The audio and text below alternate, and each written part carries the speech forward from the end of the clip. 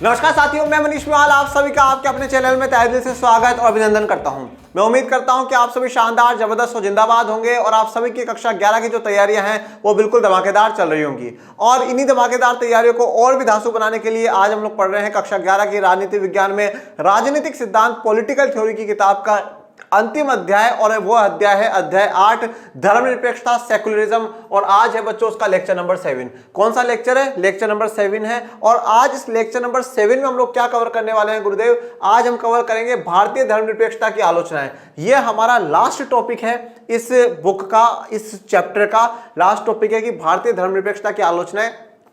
इस टॉपिक में भी सब टॉपिक है जिसमें से आधे आज कवर करेंगे और आधे नेक्स्ट क्लास में, जिसके साथ अपना कोर्स कंप्लीट हो जाएगा। आज हम लोग बात करेंगे कि जो भारत की धर्मनिरपेक्षता है वो धर्म विरोधी है, पश्चिम से आयातित है, अल्पसंख्यकवाद का जो भाव है वो उसमें ज्यादा है। तो इन तीनों पर आज चर्चा करेंगे विस्तार से और विस्तृत में। और आप लोगों के लिए बिल्कुल एक कोर्स डिजाइन करा गया है जो विस्तार से विस्तृत तरीके से ही है, जिसमें कक्षा 12, कक्षा 11 अर्थशास्त्र का, राजनीति विज्ञान का, भूगोल का है। इसमें आप लोगों को मिलेंगे बच्चों डाउट सॉल्विंग ग्रुप, जिसमें 24x7 आपके डाउट सॉल्व किए जाएंगे। आपको मिलेंगे हैंड रिटन नोट्स, आपको मिलेगी हर वीडियो, हर जो वन शॉट की पीडीएफ मिलेगा, जो यहाँ पे लिखा हुआ होता है वो सब कुछ आपको मिलेगा, जिससे वीडियो को रोक रोक करके नहीं देखना पड़ेगा। और आपके होंगे ऑब्जेक्टिव टेस्ट। इन सभी सुविधाओं का लाभ उठाने के लिए इन 2 नंबरों पे कॉल करिए और इन कोर्स को परचेज करिए। और ये है आपका अपना एप्लीकेशन, लर्निंग आर्ट्स का एप्लीकेशन, जिस पर आपके लिए ये कोर्सेज अवेलेबल है। और ये जो ऐप है उसका लिंक मैंने डिस्क्रिप्शन में डलवा रखा है, तो सभी विद्यार्थी वहां से इस ऐप को डाउनलोड कर सकते हैं। तो चलिए अपन शुरू करते हैं आज के लेक्चर को। भारतीय धर्मनिरपेक्षता की आलोचना है। अब सबसे पहली बात तो हम लोग 2 चीजें डिस्कस करते हैं। एक तो पूरे कक्षा 11 का राजनीति विज्ञान का सिलेबस खत्म होने को आ गया है, जिसमें हमने भारतीय संविधान की किताब पढ़ी, राजनीतिक सिद्धांत की किताब पढ़ी, राजनीतिक सिद्धांत की किताब पढ़ी, भारतीय संविधान की किताब पढ़ी। तो आपको यहां तक कुछ 2 बातें क्लियर होनी चाहिए। पहली बात तो ये कि हम जो राजनीतिक सिद्धांत हमें क्या विचार दे रहा है, वो विचार हमें क्लियर होने चाहिए कि साहब ये विचार है जो हमारे जीवन में होना ही चाहिए। दूसरी बात हम लोग ये कह सकते हैं कि भारतीय संविधान ने किन विचारों को अपनाया है, वो भी आपको संविधान की किताब में क्लियर हो गया होगा। सो मतलब यहां तक हम कह सकते हैं कि जो हमारा पॉलिटिकल सिस्टम से लेकर करके पॉलिटिकल आइडियोलॉजी तक है, सब कुछ आपको इस कक्षा 11 में क्लियर हो गया होगा। ये चीज भी आपको समझ में आ गई होगी कि भारत का लोकतंत्र कैसा है, भारत गणतंत्र कैसे है, भारत की संस्थाएं कैसी हैं, भारत का समाजवाद कैसा है, भारत की धर्मनिरपेक्षता कैसी है। ये सब कुछ संविधान वाली किताब में और इन राजनीतिक सिद्धांतों से आपको पढ़ने को काफी कुछ जान करके मिल रही होगी। और अगर इस किताब की मैं चर्चा करूं और इस चैप्टर में हम लोग देखें तो हमने धर्मनिरपेक्षता के अर्थ से शुरुआत करी थी, उसके बाद धर्मों के बीच वर्चस्ववाद, धर्म के अंदर वर्चस्ववाद की चर्चा करी, धर्मनिरपेक्ष राज्य की चर्चा करी, यूरोपियन और इंडियन मॉडल की चर्चा करी, अतातुर्क और नेहरू जी के विचारों की चर्चा करी। और अब आज हम लास्ट टॉपिक जो डिस्कस कर रहे हैं वो भारतीय धर्मनिरपेक्षता की आलोचना है, क्रिटिसिज्म है। देखिए, आलोचना कोई भी व्यवस्था हो, कोई भी व्यक्ति हो, हर चीज की आलोचना होती है, इसमें कोई डाउट वाली बात नहीं है। आलोचना एक क्रिटिसिज्म का मतलब यह है उसमें बुराई निकालना, कमी निकालना। जैसे कि जनरली सभी लोग करते हैं, 3 लोग बैठेंगे, वो चौथे की बुराई करेंगे, फिर वो 2 के पास दूसरे के पास जाएगा, वो उस चौथे की बुराई करेगा, अरे यार वो तो ऐसा करता, अरे ये काम तो बढ़िया करा, पर ये उसने बुराई कर दी, ये कमी कर दी। तो क्रिटिसिज्म, आलोचना तो चाहे कितना ही अच्छा काम हो, क्रिटिसिज्म आलोचनाएं तो होती हैं। तो इसी प्रकार से आपने भारतीय संविधान की किताब में पढ़ा था कि संविधान पर भी कुछ आलोचनाएं थी कि भारत का संविधान इतना बड़ा क्यों है, ऐसा क्यों है। तो कुछ आलोचनाएं वो थी, तो वहां पर भी अपन उसका जवाब देकर के आए थे। और आज अपन इसमें चर्चा कर रहे हैं कि जो भारत ने धर्मनिरपेक्षता का मॉडल अपनाया है, उस धर्मनिरपेक्षता के मॉडल की भी कुछ आलोचनाएं हुई हैं, कुछ बुराइयां हुई हैं। तो उन कमियों की, उन आलोचनाओं की चर्चा करेंगे और उनको ये जवाब यहां से देंगे कि साहब जो आलोचनाएं, जो क्रिटिसिज्म करे जा रहे हैं वो ठीक नहीं है। और धर्मनिरपेक्षता शब्द बाद में जोड़ा गया है, ये सब आपको पता ही है। और धर्मनिरपेक्ष भारत शुरुआत से रहा है, इसमें कोई डाउट वाली बात है नहीं। तो अब भारतीय धर्मनिरपेक्षता की जो आलोचना है ना, हम 6 टॉपिक्स इसमें कवर करेंगे, सब टॉपिक्स में। जिसमें सबसे पहला तो जो टॉपिक आता है, भारतीय धर्मनिरपेक्षता के लिए ये कहा जाता है कि भारत की जो धर्मनिरपेक्षता है वो धर्म विरोधी है। कैसी है कि भारत की जो धर्मनिरपेक्षता है वो धर्म विरोधी है। ये धर्म विरोधी क्यों लोगों ने कहा है, कैसे कहा है, वो चर्चा करेंगे आगे। फिर उसके बाद दूसरा यहाँ पे लोगों ने कहा है, एक तो धर्मनिरपेक्षता धर्म विरोधी है, दूसरा सबसे बड़ा जो एक सवाल किया जाता है वो है कि पश्चिम से आयातित है। पश्चिम से आयातित, मतलब जैसी धर्मनिरपेक्षता, जैसा सेकुलरिज्म पश्चिम के मॉडल में है, यूरोपियन मॉडल में है, वैसा ही भारत ने अपना लिया है। ये चीज आपने जब संविधान की किताब पढ़ी थी तब भी देखा था कि ये आरोप लगाया गया था कि भारत का जो संविधान है वो एक आयातित या एक मांगा हुआ संविधान है, जो कि पूरी दुनिया से क्या करा है, कॉपी पेस्ट करा है, जिसका जवाब अपन ने वहां संविधान वाली किताब में भी दिया था। अब यहाँ धर्मनिरपेक्षता पर भी ये लगाया गया है कि सब पश्चिम से आयातित है, जैसा पश्चिम का मॉडल है धर्मनिरपेक्षता का, सेकुलरिज्म का, वैसा ही इंडिया ने अपना लिया है। बाकी कोई बहुत बड़ी मेहनत इंडिया ने नहीं करी है। परंतु ये सवाल वैसे भी गलत है, क्योंकि हम यूरोपियन मॉडल और इंडियन मॉडल में बड़ा डिफरेंस कर करके दोनों पे अलग अलग लेक्चर में पढ़ चुके हैं। अब फिर तीसरी बात करूं तो तीसरा यहाँ पे जो मुख्यतः कहा जाता है कि भारत की जो धर्मनिरपेक्षता है वो अल्पसंख्यकवाद की तरफ जाता है। मतलब यहाँ पे जो ज्यादा जोर दिया गया है वो अल्पसंख्यकों को दिया गया है। मतलब इतना बहुसंख्यक के लिए नहीं सोचा गया भारतीय धर्मनिरपेक्षता में, तो अल्पसंख्यक पे ज्यादा जोर दिया गया, इसलिए अल्पसंख्यकवाद की चर्चा करता है, डिस्कशन करता है। इसके बाद फोर्थ पॉइंट पे ये कहा जाता है कि ये अतिशय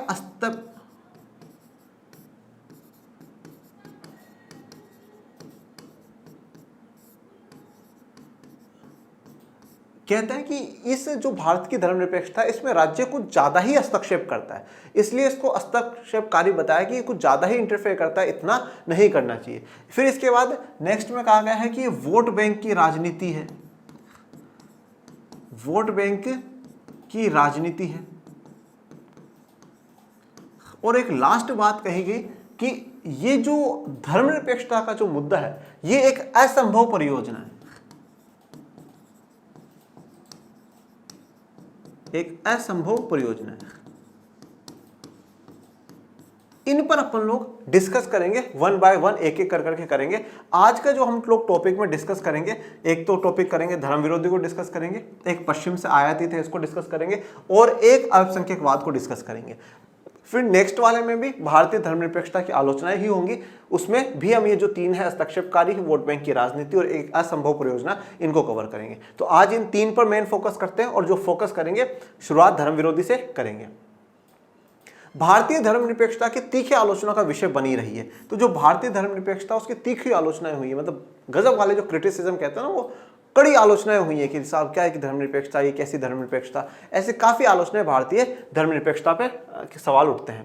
ये आलोचनाएं क्या है, तो ये जो बुराइयां, ये जो कमियां निकाली जाती हैं, ये कमियां क्या है, ये आलोचनाएं क्या है, वो अपन लोग जानेंगे। और जैसे बड़ी ही सुंदर तस्वीर यहाँ पे दिखाई गई है सेकुलरिज्म इन इंडिया, ठीक है, कि भारत पूर्ण रूप से धर्मनिरपेक्ष, सभी को समान सम्मान जो है राज्य की तरफ से, मतलब सरकार की तरफ से मिलता है। आपसी जो भाईचारा है वो बहुत बेहतरीन है, अच्छा है और बना रहना चाहिए। पर यहाँ पे जो आलोचना है उन आलोचनाओं को डिस्कस करेंगे। क्या हम धर्मनिरपेक्षता को उनसे बचा सकते हैं? अब ये जो आलोचनाएं हो रही हैं, ये जो बुराइयां हो रही हैं, कमियां निकल रही हैं, तो क्या जो हमारा एक आदर्श है, एक हमारा आइडल है धर्मनिरपेक्षता का मुद्दा, क्या हम उसको उन आलोचनाएं, उन बुराइयों से बचा सकते हैं? क्या उन कमियों से हम धर्मनिरपेक्षता को सेव कर सकते हैं, बचा पाएंगे, वो भी देखेंगे। सबसे पहले चर्चा करते हैं धर्म विरोधी। पहला अक्सर ये तर्क दिया जाता है कि धर्मनिरपेक्षता धर्म विरोधी है। तो ये धर्मनिरपेक्षता धर्म विरोधी कैसे है वो देखो। हम शायद ये दिखा पाने में सफल हुए हैं कि धर्मनिरपेक्षता संस्थाबद्ध धार्मिक वर्चस्व का विरोध करती है, ये धर्म विरोधी होने का पर्याप्त पर्याय नहीं है। देखो अब क्या होता है, भारत की धर्मनिरपेक्षता ये कहती है कि धार्मिक संस्थाबद्ध धार्मिक वर्चस्व का विरोध है, कि हमने क्या करा कि धार्मिक संस्था और राजनीतिक संस्थाओं को अलग करा और किसी भी एक धार्मिक संस्था का जो वर्चस्व है ना उसका विरोध करा है। तो यहाँ पे जो लोग सवाल उठाते हैं वो कहते हैं कि जो धार्मिक संस्था का विरोध करा गया है ना, यही क्या है, धर्म विरोधी है। ये धर्म विरोधी नहीं है, ये धर्म विरोधी नहीं है। एक धार्मिक संस्था का अगर वर्चस्व बढ़ गया तो फिर दूसरे धर्म की जो धार्मिक संस्था है वो कमजोर हो जाएगी। इसका मतलब तो ये हो गया कि एक धर्म का दूसरे धर्म पे वर्चस्व हो जाएगा। तो यहाँ पर धर्म विरोधी नहीं है, धार्मिक वर्चस्ववाद जो है, धर्मों का एक दूसरे के ऊपर जो वर्चस्ववाद है उसका विरोध यहाँ पे भारत के संविधान ने या भारतीय धर्मनिरपेक्षता ने करा है। भारतीय धर्मनिरपेक्षता ने विरोध वर्चस्ववाद का करा है, ना कि धर्म का। धर्म का विरोध क्यों नहीं करा वो मैं आपको बताता हूँ, क्योंकि भारत का संविधान खुद आर्टिकल 25 से लेकर करके आर्टिकल 28 तक धर्म को मानने की, उसकी प्रचार प्रसार करने की, उसके कार्य करने की आजादी पूरी धर्म को सौंपता है। वो पूरा काम संस्था को सौंप रहा है, तो फिर ये धर्म विरोधी कैसे? तो धर्म विरोधी तो बिल्कुल भी नहीं है। तो यहाँ पे जो धार्मिक वर्चस्व का विरोध भारत का संविधान कर रहा है, लोगों ने इसको क्या समझ लिया कि भैया ये तो धर्म के विरोध है, धर्म का विरोधी है ये वाली धर्मनिरपेक्षता। पर ये ऐसा बिल्कुल भी नहीं है। भारत का संविधान और ये भारत की धर्मनिरपेक्षता बिल्कुल भी धर्म विरोधी नहीं है। उसी प्रकार कुछ लोग ये तर्क देते हैं कि धर्मनिरपेक्षता धार्मिक पहचान के लिए खतरा पैदा करती है, लेकिन हमने पहले ही देखा है कि धर्मनिरपेक्षता धार्मिक स्वतंत्रता और समानता को बढ़ावा देती है। अब कुछ लोगों का यह भी कहना है कि धर्मनिरपेक्षता धार्मिक पहचान के लिए खतरा पैदा करती है, कि साहब जो धार्मिक पहचान है ना उसके लिए खतरा है। परंतु हम ये बात जान चुके हैं कि धर्मनिरपेक्षता धार्मिक स्वतंत्रता और समानता को बढ़ावा देती है, कि सभी जो धर्म है वो स्वतंत्र है, हम हमारे धर्म को मान सकते हैं, प्रचार प्रसार कर सकते हैं, उसके विचारों को, उसके आइडियाज को एक्सेप्ट कर सकते हैं, और समानता को बढ़ावा देती है कि सभी जो धर्म है सभी धर्म एक समान है। सभी धर्म के जो लोग हैं वो अपने अपने विचारों को, अपने अपने आइडियाज को मान सकते हैं, उन पर चल सकते हैं, उनका प्रचार प्रसार कर सकते हैं। पर हमेशा एक बात ध्यान रखनी है कि प्रचार प्रसार का या मानने का मतलब कभी भी ये नहीं है कि मैं किसी दूसरे पे इन्फ्लुएंस बनाऊं, मैं किसी दूसरे पे दबाव बनाऊं कि साहब तू भी मेरे ही विचार मान, मेरे ही अच्छे हैं। देखो, अपने विचार किसी दूसरे पे थोपना ये गलत है, चाहे वो धार्मिक हो चाहे वो राजनीतिक हो। मैं बोलूँ नहीं साहब मैं इस पार्टी को पसंद करता हूँ तो भी उसी को कर, वही सही है, बाकी सब गलत है, ये गलत है। ये मतलब एक आप अपनी विचारधारा किसी दूसरे पे थोपते हैं, ये बड़ी गलत बात है। और इस किताब में अपन ने समझा भी है कि जो राजनीतिक सिद्धांतकार है वो क्या कहते हैं, वो कहते हैं कि हाँ मैं सामने वाले व्यक्ति के विचारों से सहमत ना हूं, पर मैं उसके बोलने की, अभिव्यक्ति की आज़ादी पर हमेशा समर्थन में रहूंगा। उसको भी बोलने का अधिकार है, हाँ शायद वो मेरे पक्ष में नहीं बोल रहा हो, मेरे ही विचारों के विरोध बोल रहा हो, पर उसको भी बोलने की आज़ादी है। तो ये नहीं है कि हाँ आप जिस आइडियोलॉजी को मानते हैं, आप जिस विचारधारा को मानते हैं, बस उस पर शुरू हो जाए कि नहीं नहीं साहब मेरी ही बढ़िया है, मैं ऐसा सोचता हूँ तो ऐसा, मैं रात में पढ़ता हूँ तो सबको रात में ही पढ़ना चाहिए, जो भी दिन में पढ़ते हैं वो तो सारे बेवकूफ़ है, या मैं सुबह जल्दी उठ करके पढ़ता हूँ तो सबको सुबह जल्दी उठ करके पढ़ना चाहिए, रात वाले तो सारे के सारे बेवकूफ़ है। ऐसा नहीं है। अपनी अपनी आइडियाज हैं, अपने अपने विचार हैं, उन विचारों को सबको अपने विचार मानने की आज़ादी है। तो हम किसी पर दबाव नहीं बना सकते कि साहब आप तू मेरे विचार ही मान। हाँ, हम भी अपनी बात रख सकते हैं। अगर कोई व्यक्ति हमारी बात से प्रभावित हो और वो अपने आप स्वीकार कर ले तो बहुत अच्छी बात है, और नहीं करे तो हम किसी पे दबाव नहीं बना सकते। यही बात यहाँ पर है। आप धर्म का प्रचार प्रसार करिए, बिल्कुल ठीक है। दो बातें ध्यान रखनी, पहली तो आपके प्रचार प्रसार से किसी दूसरे को ठेस नहीं पहुंचनी चाहिए। जैसा कि हम समानता और स्वतंत्रता के अधिकारों में देख कर के आए हैं कि स्वतंत्रता का, आपको अभिव्यक्ति की आजादी है, पर इसका मतलब ये नहीं है कि आप किसी दूसरे के लिए गलत बोलते हैं, आप खुद के अभिव्यक्ति के चक्कर में दूसरे को ठेस पहुंचा रहे, ये नहीं होना चाहिए। तो पहला तो आप अपने प्रचार प्रसार के चक्कर में किसी दूसरों के लिए गलत ना करें। और दूसरी बात यह है कि आप जो मान रहे हैं वो मानिए, पर दूसरे पर दबाव नहीं डाल सकते कि ले तू भी मेरा मान, तू भी मेरा मान। हाँ, मैं इच्छा से अगर किसी का मान लेता हूं वो मेरी मर्जी है, क्योंकि ये भी संविधान छूट देता है कि हर व्यक्ति अपनी इच्छा से किसी भी धर्म को मान सकता है, उस पर आचरण कर सकता है, पर कोई दबाव बना करके कराए वो गलत काम है। ओके, अतएव ये धार्मिक पहचान पर खतरा पैदा करने की बजाय उसकी हिफाजत करती है। तो ये धार्मिक पहचान पर खतरा पैदा नहीं कर रही, बल्कि हर धर्म की एक हिफाजत कर रही है, उसको बचाने का काम कर रही है कि भैया आपकी संस्कृति, आपका कल्चर, आपकी शिक्षा, आपके विचार, उनको बचाने का काम करा है। देखो, और कितना सुंदर कॉन्सेप्ट हम लोगों ने रखा कि एक धर्म को दूसरे धर्म से भी बचाने का काम करा, इस धर्म के अंदर भी कोई दो समुदाय है उनको एक दूसरे से बचाने का काम करा, और फिर इसी के अंदर हर एक एक जो व्यक्ति है उनको भी हमने बचाने का काम भारत के संविधान ने करा है। तो हर धर्म की भी रक्षा हुई है, उसके अंदर जो वर्ग है उनकी भी रक्षा हुई है, और यहाँ पर हर एक एक व्यक्ति की भी रक्षा हुई है। तो संप्रदाय का, समुदाय का भी रक्षा करने वाला भारत का संविधान और भारत की धर्मनिरपेक्षता है, और एक एक व्यक्ति की रक्षा करने वाला भी भारत का ये मॉडल है। बेशक वह धार्मिक पहचान के मतांत, हिंसक, दुराग्रही, औरों का बहिष्कार करने वाले और अन्य धर्मों के प्रति घृणा उत्पन्न करने वाले रूपों पर अवश्य चोट करती है। तो देखिए, ये बात बिल्कुल सही है कि हम क्या है, कभी कभार जैसे कुछ पूर्वाग्रह हम लोग रखते हैं। पूर्वाग्रह का मतलब क्या होता है कि हम पहले से कुछ सोच कर करके बैठे हैं। सोच कर करके बैठे कैसे हैं, जैसे मैं आपको, चलो एक, ये सब चीज़ें तो आप छोड़ो साइड में, एक आपको आसान सी बात है। जैसे मान लीजिए कि भैया है ना, कभी कभार क्या होता है, जैसे स्कूल का जो प्रिंसिपल होता है ना, उसके मन के, उसके प्रति बड़ा डर रहता है अपने मन में कि अरे यार प्रिंसिपल के पास कैसे जाऊंगा, ये होगा वो होगा, ठीक है। अब जैसे मान लो कि आपको आपकी टीचर ने बोला बेटा आपको प्रिंसिपल ने बुलाया, अब आप पहले सो रहे हो यार प्रिंसिपल ने क्या बुलाया, क्यों बुलाया, मैंने क्या कर दिया, कैसे कर दिया, सर तो डांटेंगे मारेंगे ये वो, आप इतना डर चुके हो इतना। और वहाँ आप गए, पता चला अरे प्रिंसिपल तो ऐसे मिलने के लिए बुला रहे थे कि बेटा और कैसे चल रही है पढ़ाई, चॉकलेट दी। तो हम क्या पहले से पूर्वाग्रह लगा के बैठा रहे, वो तो ऐसा ऐसा बोलेगा, ये बोलेगा, ऐसा करेगा वैसा करेगा। कभी कभार कुछ लोग ऐसा बीमारियों में कर लेते हैं, ठीक है, डॉक्टर को बिना देखो रहे मुझे ये हो गया होगा, फिर आजकल गूगल यूट्यूब का जमाना, सर्च कर लेते हैं मेरे यहाँ पेट में दर्द हो रहा है, क्यों हो रहा, तो वो बड़ी बड़ी बीमारियां बता देते हैं। वो सोच सोच के ही चिंता में घायल हो जाता है, साहब मुझे तो ये बीमारी हो गई, ये हो गई। डॉक्टर के पास गया, डॉक्टर ने जांच करा, बोला भाई कोई बीमारी नहीं, मस्त रहे, बिंदास रहे।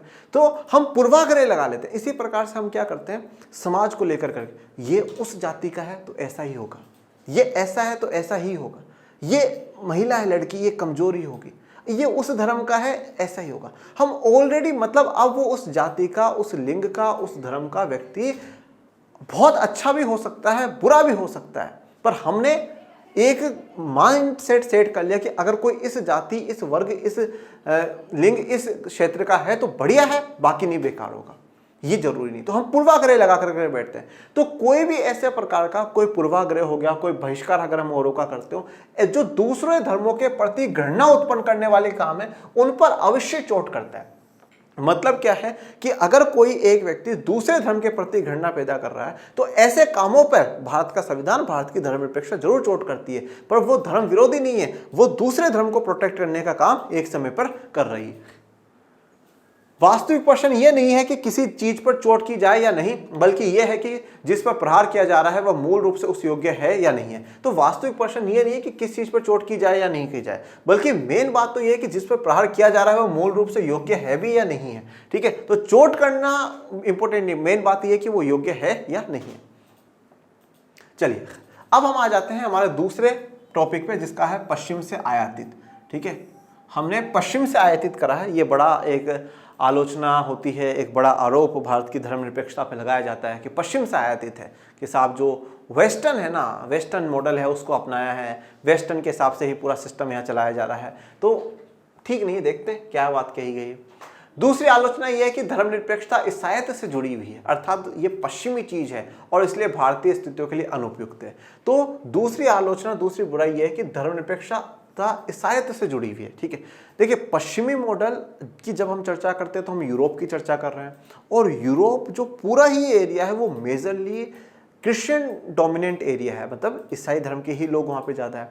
तो इसलिए पश्चिम के लिए जो शब्द प्रयोग करा जा रहा है वो ईसाईयत प्रयोग करा जा रहा है, क्योंकि वहाँ पे ईसाई धर्म के ही ज़्यादा लोग हैं। ज़्यादातर देश देखो वहाँ पे ज़्यादातर जो मेजोरिटीज़ हैं वो क्रिश्चियन कम्युनिटीज़ की हैं। तो बोले ये जो धर्मनिरपेक्षता नहीं ईसाईयत से जुड़ी हुई है, मतलब पश्चिमी मॉडल से जुड़ी हुई, पश्चिमी है, तो जो चीज़ वहाँ पश्चिम की है वो भारत में कैसे आ सकती है। तो इसलिए क्या है, भारत के लिए अनुपयुक्त है, मतलब भारत के लिए सही नहीं है। क्यों सही नहीं है? क्योंकि पश्चिम का मॉडल है, वेस्टर्न मॉडल है, वेस्टर्न कल्चर है।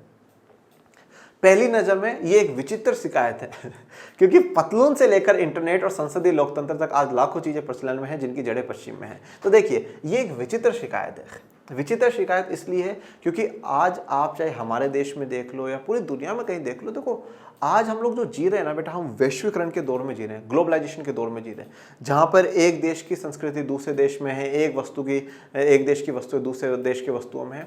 तो हम एक ऐसे दौर में जी रहे हैं जहाँ पे वैश्वीकरण, इंटरकनेक्शन की बात हम लोग जोड़ देते हैं, जोड़ने की बातों पे हम लोग जोड़ देते हैं। और अगर विशेषतः बात करें तो आज पूरी दुनिया में जो लोकतंत्र है वो पश्चिमी लोकतंत्र की आज हम लोग बात करते हैं। ठीक है, तो इंटरनेट, जो बड़ी से बड़ी जो टेक्नोलॉजी है, बड़े बड़े उद्योगों की जो चर्चा है, मशीनें हैं, ज़्यादातर हर चीज़ जो है वो क्या है, पश्चिम की जड़ें उसमें लगी हुई है, पश्चिम की जड़ों से वो जुड़ा हुआ, तो पश्चिम से जुड़ा हुआ है। तो इसका मतलब अगर हम इस मॉडल की बात करते हैं तो अगर चलिए माना कि पश्चिम से आयातित किया और ये गलत है, तो फिर हमने तो पश्चिम से जो भी आयातित है, जो भी आज इंटरनेट से लेकर करके लोकतांत्रिक व्यवस्थाओं तक जो कुछ भी है वो फिर हमें हटा देना चाहिए, नहीं रखना चाहिए। इसलिए पहला जवाब तो ये हो सकता है कि ऐसा है भी तो क्या हुआ। सबसे पहली बात तो ये है कि चलो मान लिया पश्चिम से आयातित किया हुआ, तो फिर इसमें गलत क्या हो गया, करा हुआ है ना आयातित, हाँ ठीक है भाई, अच्छी चीज़ है। और देखिए हमेशा एक सिद्धांत जीवन का ये होना चाहिए कि जहाँ से भी कोई अच्छी चीज़ मिले वहाँ से हमें अपना ही लेनी चाहिए, चाहे वो कहीं से भी मिले। अगर कोई व्यक्ति बहुत ही बेकार इंसान है, उसमें 100 में से 99 बुराइयां ही हैं, पर एक उसमें अच्छा है, तो वो एक अच्छा है में अडॉप्ट कर लेनी चाहिए कि हाँ चलो भाई अच्छी बात है।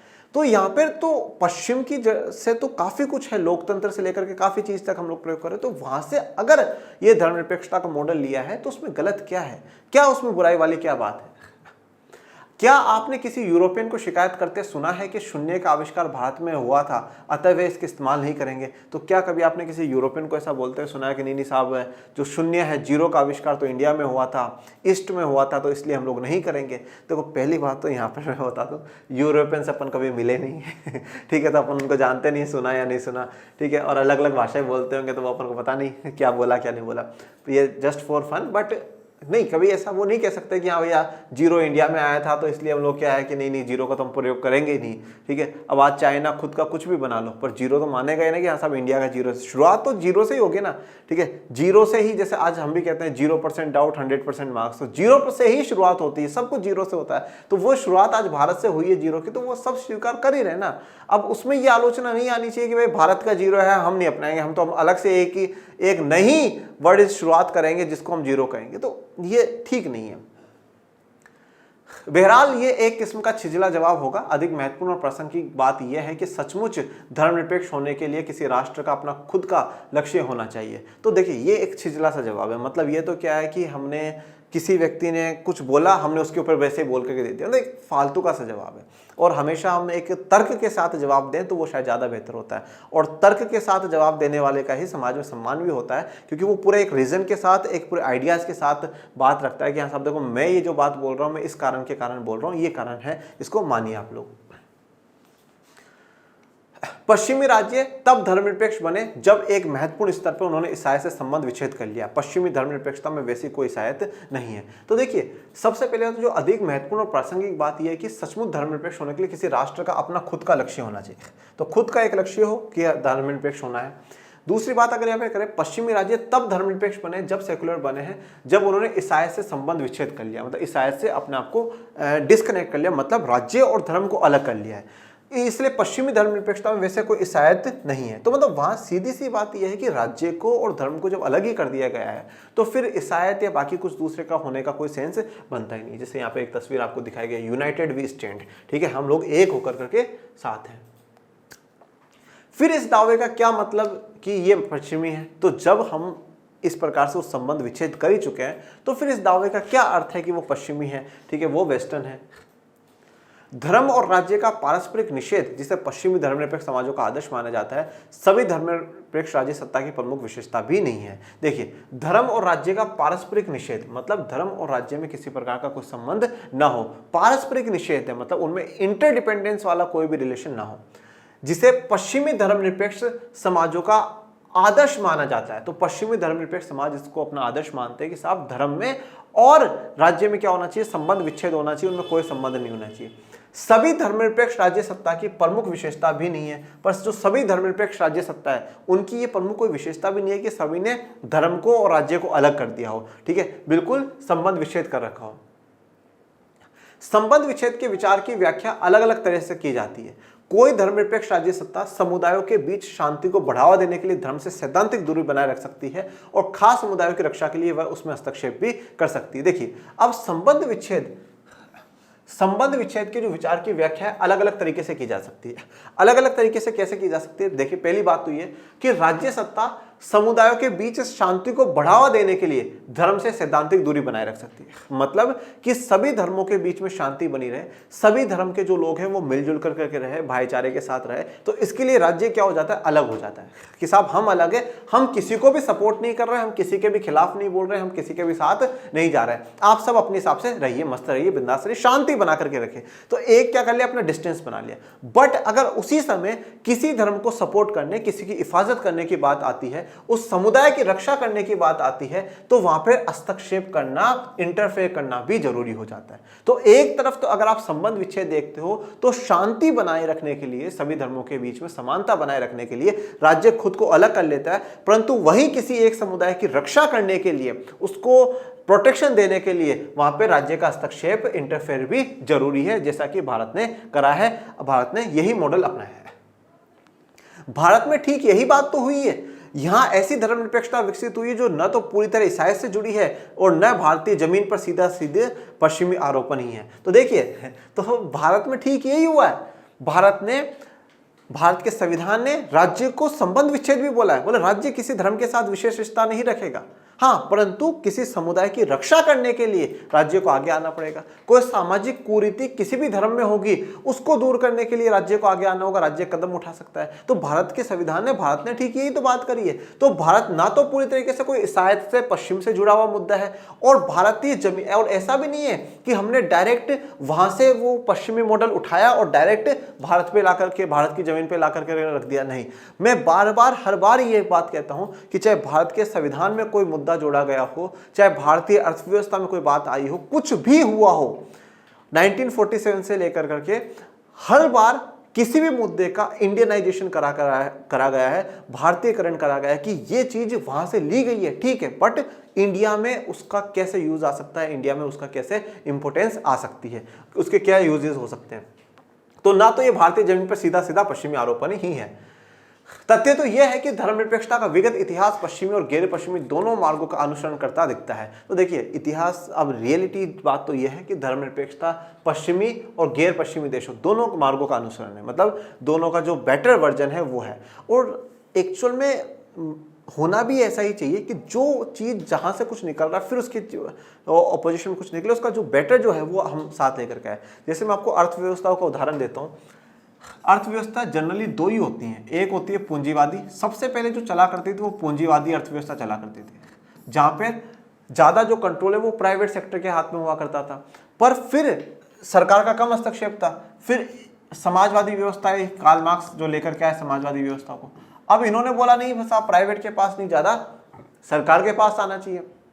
पर हम लोगों ने क्या करा, हमने इसके जो गुड पॉइंट्स थे वो अपना लिए, बैड पॉइंट छोड़ दी, इसके गुड पॉइंट्स थे वो अपना लिए और बैड पॉइंट छोड़ दिए, और हमने क्या अपना ली, मिश्रित अर्थव्यवस्था अपना ली, मिक्स्ड इकोनॉमी अपना ली। और आज दुनिया की अधिकतर जो अर्थव्यवस्था है वो मिक्स्ड ही है, वो यही काम कर रही है। सरकार कंट्रोल करके बैठी है कि हाँ साहब ये काम ठीक हमें नहीं करना, तुम कर लो, जाओ मजे करो, पर यहां पर हमारी जरूरत है, हम काम करेंगे। तो सरकार और प्राइवेट दोनों मिलकर के साथ में काम कर रहे हैं, मिश्रित इकोनॉमी, मिक्स्ड इकोनॉमी है अपना रखी।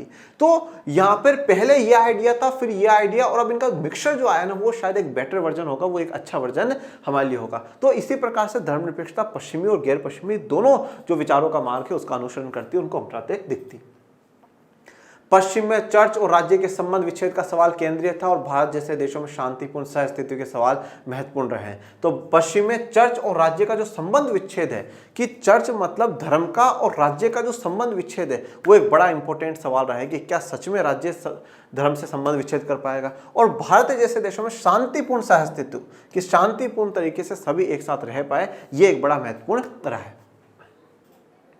चलिए अब तीसरा जो आलोचना होती है वो है अल्पसंख्यकवाद की, ठीक है। अल्पसंख्यकवाद, ठीक है, कि भैया जहां पे अल्पसंख्यकों को थोड़ी सी ज्यादा इंपोर्टेंस या वैल्यू दी गई है, ऐसा यहाँ पे भारतीय धर्मनिरपेक्षता में आरोप लगाया जाता है कि साहब अल्पसंख्यकों को ज्यादा थोड़ा सा, मतलब अल्पसंख्यक की रक्षा करते करते के चक्कर में कुछ ज्यादा ही पावर्स जो है, ज्यादा ही सिक्योरिटी जो है वो अल्पसंख्यकों को दी गई है, इसलिए अल्पसंख्यकवाद नाम दिया गया है। अब देखिए आपने कक्षा 10 में सत्ता की साझेदारी में एक बहुसंख्यकवाद पढ़ा था। जो बहुसंख्यकवाद क्या कहता है कि बहुसंख्यक समुदाय राज करेगा और अल्पसंख्यकों की इच्छाओं को अवहेलना करेगा। तो उसी प्रकार से बहुसंख्यकवाद जो था, तो अब यहाँ पे अल्पसंख्यकों को ज्यादा थोड़ा सा प्राथमिकता दी गई है, इसलिए जो शब्द प्रयोग करा गया है वो अल्पसंख्यकवाद करा गया है। तो आइए देखते हैं कि क्या है ये मैटर। तीसरी आलोचना के तौर पर धर्मनिरपेक्षता पर अल्पसंख्यकवाद का आरोप है, और तीसरी आलोचना, तीसरी बुराई में क्या है कि धर्मनिरपेक्षता पर अल्पसंख्यकवाद का आरोप है, ठीक है, अल्पसंख्यक को ज्यादा समर्थन का आरोप है। भारतीय धर्मनिरपेक्षता अल्पसंख्यक अधिकारों की पैरवी करती है, लेकिन सवाल यह है कि क्या यह न्योचित है। तो कहा जाता है कि भारतीय धर्मनिरपेक्षता अल्पसंख्यक अधिकारों की ज्यादा पैरवी करती है, मतलब ज्यादा सपोर्ट करती है, समर्थन करती है, लेकिन सवाल यह है कि क्या यह न्योचित है, मतलब ठीक है, उचित है ये। अब देखिए आपको यहाँ पे एक दो उदाहरण दिए गए हैं, पहले इन उदाहरणों को समझिए। आप कल्पना कीजिए कि 4 वयस्क पुरुष सबसे तेज चलने वाली गाड़ी में सफर कर रहे हैं। बीच में ही एक यात्री सिगरेट पीने की इच्छा व्यक्त करता है, दूसरा यात्री शिकायत करता है कि वह सिगरेट का धुआं बर्दाश्त नहीं कर सकता। अन्य 2 यात्री भी धूम्रपान करते हैं मगर वे कुछ बोलते नहीं हैं। साफ तौर पर कम से कम 2 यात्रियों के बीच तो टकराव अवश्य है।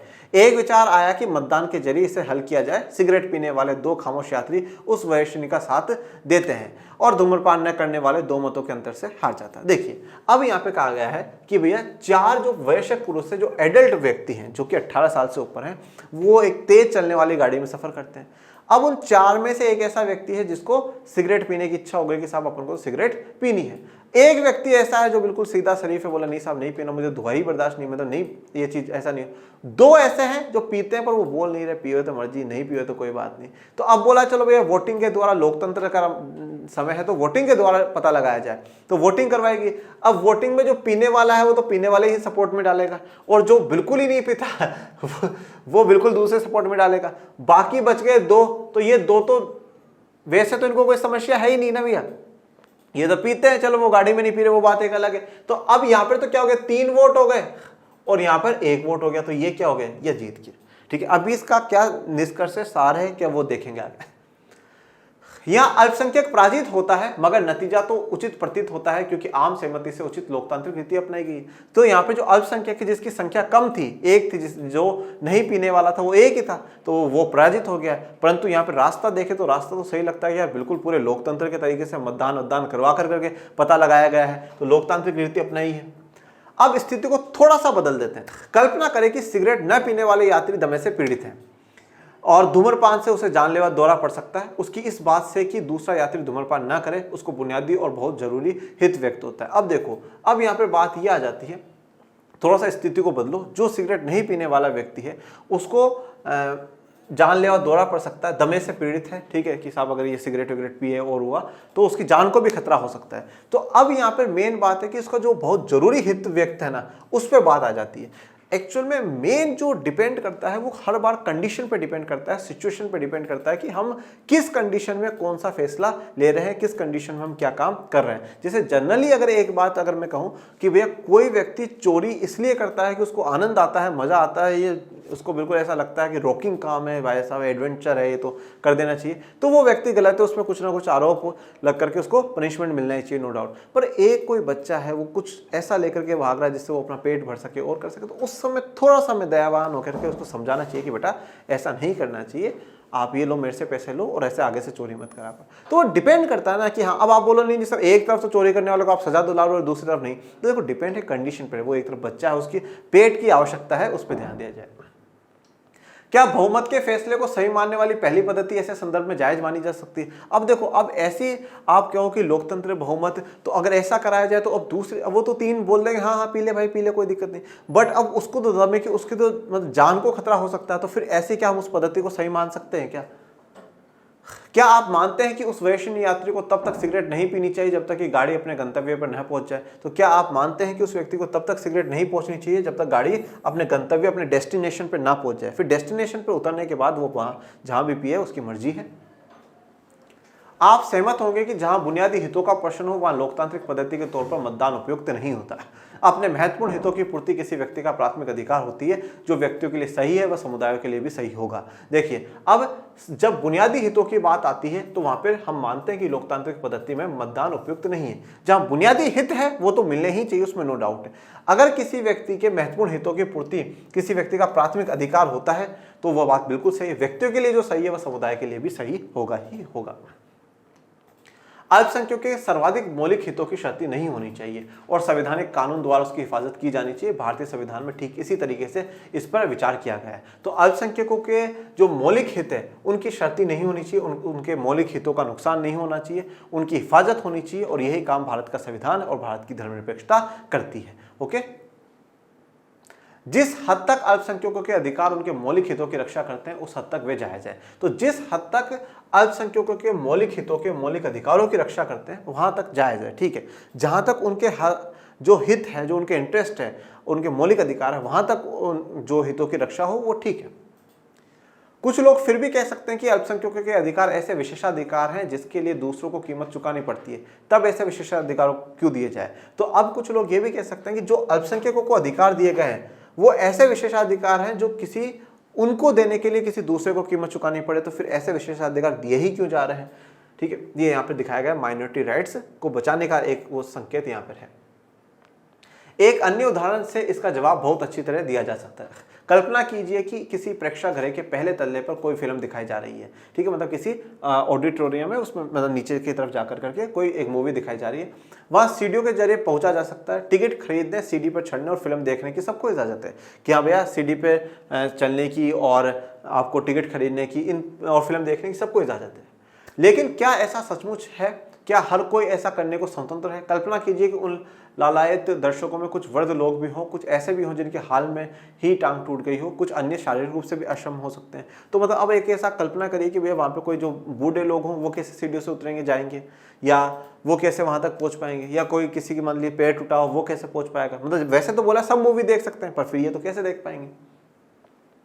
उनमें से कोई भी सीढ़ियां नहीं चढ़ सकता। क्या आपके ख्याल से लिफ्ट अथवा व्हीलचेयर पर बैठे लोगों के लिए ढालनुमा सीढ़ियां लिफ्ट की व्यवस्था करना गलत होगा? तो क्या यहाँ पर लिफ्ट लगा देना या कोई ढालनुमा जो सीढ़ी जिसको अपन रैंप बोलते हैं कि सब यूँ बिल्कुल फिसलते हुए व्यक्ति उतर जाए, ऐसा कोई व्यवस्था करना क्या आपकी नज़र में गलत है? ऐसा करने से वे लोग भी वही चीज़ पा सकते हैं जो दूसरे लोग सहज ही सीढ़ियों से चढ़कर प्राप्त कर रहे हैं। तो वह लोग भी वह चीज़ प्राप्त कर लेंगे जो कि लोग सीढ़ियों से चढ़ करके प्राप्त कर पा रहे हैं।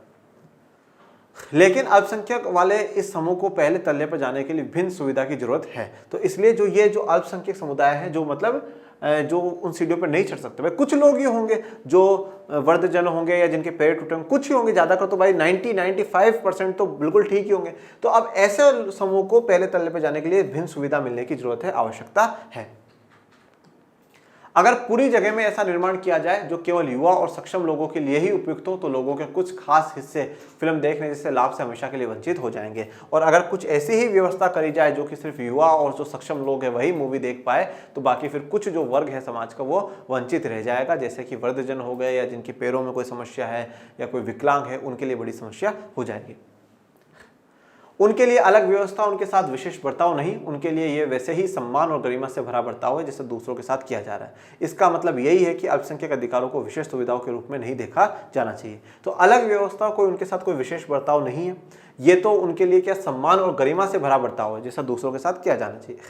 मतलब यह है कि अल्पसंख्यक अधिकारों को विशेष सुविधा के रूप से नहीं देखा जाना चाहिए। ये उनके एक अधिकार है, उनके अधिकारों की रक्षा करने के लिए और उनकी संस्कृति, उनके शैक्षिक संस्थाओं की रक्षा करने के लिए।